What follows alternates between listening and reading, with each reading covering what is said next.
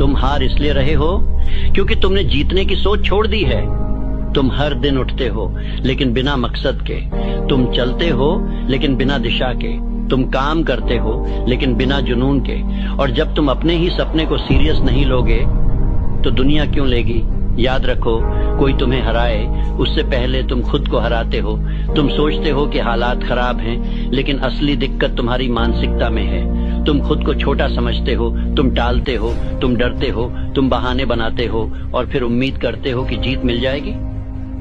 नहीं, जीत सिर्फ उन्हें मिलती है जो खुद को चुनौती देते हैं। तुम हार इसलिए रहे हो क्योंकि तुमने अपने दिमाग को आराम पसंद बनाना सिखा दिया है। हर मुश्किल से पहले तुम रुक जाते हो, हर असफलता से पहले तुम घबरा जाते हो।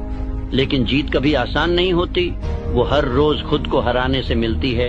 तुम्हें फिर से उठना होगा, भले ही 10 बार गिरे हों। तुम्हें फिर से देखना होगा सपना, भले ही सबने कहा हो अब बहुत हो गया।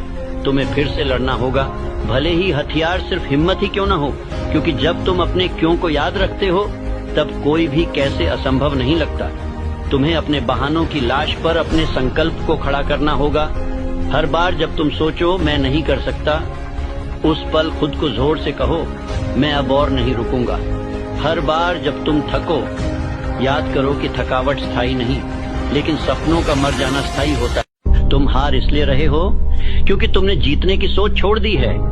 तुम हर दिन उठते हो लेकिन बिना मकसद के, तुम चलते हो लेकिन बिना दिशा के, तुम काम करते हो लेकिन बिना जुनून के। और जब तुम अपने ही सपने को सीरियस नहीं लोगे तो दुनिया क्यों लेगी।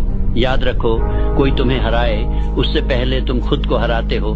तुम सोचते हो कि हालात खराब हैं, लेकिन असली दिक्कत तुम्हारी मानसिकता में है। तुम खुद को छोटा समझते हो, तुम टालते हो, तुम डरते हो, तुम बहाने बनाते हो और फिर उम्मीद करते हो कि जीत